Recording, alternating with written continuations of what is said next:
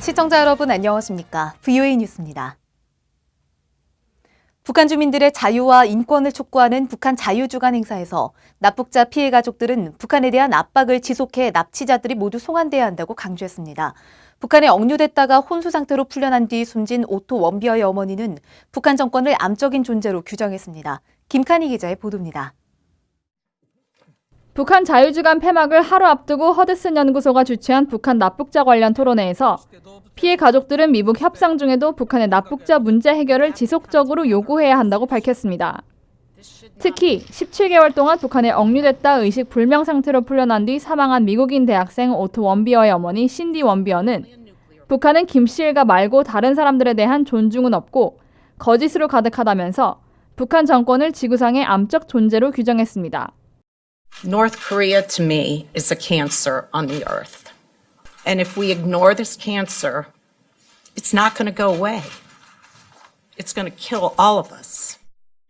그러면서 압박하지 않는다면 북한은 변하지 않을 것이라며 협상 중이라도 북한을 강하게 압박해야 한다고 강조했습니다. 13살 때 납북된 요코타 메구미 씨 오빠 요코타 타쿠야 씨는 북한은 납북자 모두 사망했다고 거짓말을 하고 있다고 비판하고 모든 납북자 송환을 촉구했습니다. 拉致した被害者たちを24時間厳重管理し、どこで誰が何をしているかを把握しています。 1969년 북한의 대한항공 납치 피해자 황원 씨 아들 황인철 씨는 북한의 야만적인 태도를 그대로 둬서는 안 된다며 국제사회에 일치된 협력을 당부했습니다. Under the rule of international law and the humanitarian principles, please demand their repatriation so that we can all reunite with our families. All the victims should be allowed to meet their families before they die. 정부 당국자는 대북 협상 중이더라도 북한의 인권 유린 실태를 잊어선 안 된다고 밝혔습니다. Since its founding, the totalitarian leadership of the DPRK has exacted unparalleled privation and cruelty upon its subjects, torture, forced mass starvation, execution, murder, forced abortion, and a systemic system of slave labor. 로즈 보좌관은 이어 납북자 가족들은 공개석상에서 북한의 인권 유린 실태를 계속 지적해야 한다고 말했습니다. VOA 뉴스 김칸입니다.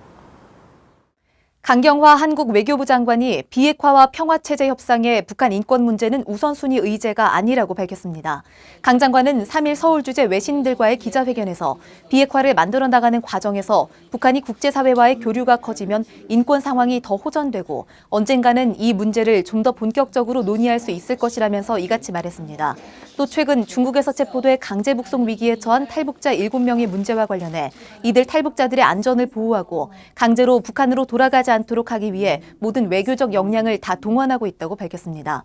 강 장관은 미북 비핵화 협상과 관련해선 포괄적 핵폐기에 대한 로드맵이 분명히 있어야 한다며 양측이 유연성을 발휘할 필요가 있다고 말했습니다. 올해 북한의 식량난이 지난 10년 사이 최악을 기록할 것이라고 유엔이 보고서를 통해 공식 발표했습니다.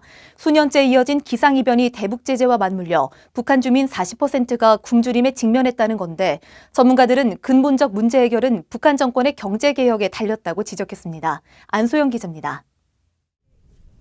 북한 전체 인구의 40%에 해당하는 1,010만 명이 식량 부족에 처해 지원이 필요하고 즉각적인 인도적 지원이 이루어지지 않으면 춘군기인 5월부터 9월 사이 식량난은 더 위태로워질 수 있다고 유엔 국제기구가 발표했습니다.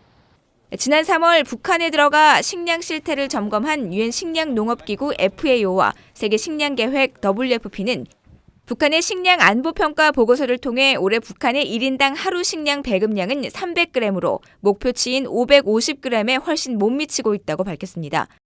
전년 대비 22%포인트 낮아진 역대 최저 수준이며 북한의 작년 식량 생산량도 2008년 이후 가장 낮은 490만 톤이었다고 설명했습니다.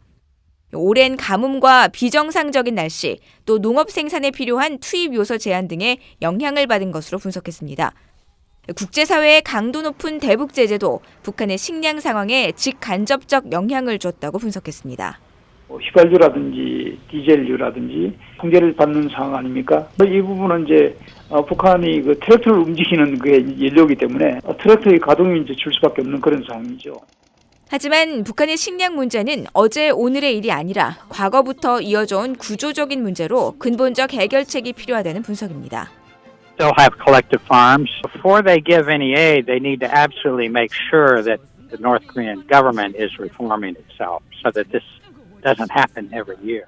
현재 북한 정권에서라도 지금의 협동 농장을 가족 영농제로 전환한다면 식량난 해결에 도움이 될 수 있다는 겁니다. 국제기구의 이번 조사는 지난 2월 미국 2차 정상회담에 앞서 유엔 주재 북한 대사가 식량난을 호소하며 긴급 원조를 요청하면서 이뤄졌습니다. 이번 보고서는 북한 당국의 자료와 유엔기구 전문가 8명의 북한 내 37개 군 지역 인터뷰 내용을 토대로 작성됐습니다. VOA 뉴스 안소영입니다. 스티븐 비건 미국 국무부 대북정책특별대표가 다음 주 일본과 한국을 방문합니다. 미 국무부는 비건 특별대표가 7일에서 8일 일본을 방문하고 이어 9일에서 10일까지 한국을 찾는다고 밝혔습니다. 비건 대표는 이 기간 당국자들과 만나 최종적이고 완전히 검증 가능한 북한의 비핵화, 즉 FFVD 증진 노력을 논의할 것이라고 국무부는 설명했습니다. 비건 대표가 하노이에서 열린 2차 미북 정상회담이 끝난 이후 일본과 한국 등을 방문하는 것은 이번이 처음입니다. 도널드 트럼프 대통령이 블라디미르 푸틴 러시아 대통령과 전화통화를 했으며 상당한 시간 동안 북한에 대해 이야기했다고 밝혔습니다. 세라 샌더스 백악관 대변인은 두 정상이 1시간 이상 전화통화를 하면서 상당한 시간을 북한에 대해 얘기했고 북한 비핵화 약속과 비핵화의 필요성을 재확인했다고 전했습니다. 또 트럼프 대통령은 푸틴 대통령에게 러시아가 나서서 북한을 압박하는 것의 중요성과 필요성을 여러 차례 강조했다고 설명했습니다. VOA 뉴스는 여기까지입니다. 뉴스 개편에 따라 다음 주부터는 더 확대된 뉴스가 여러분을 찾아갑니다. 시청해주신 여러분 고맙습니다. 저는 이은영이었습니다.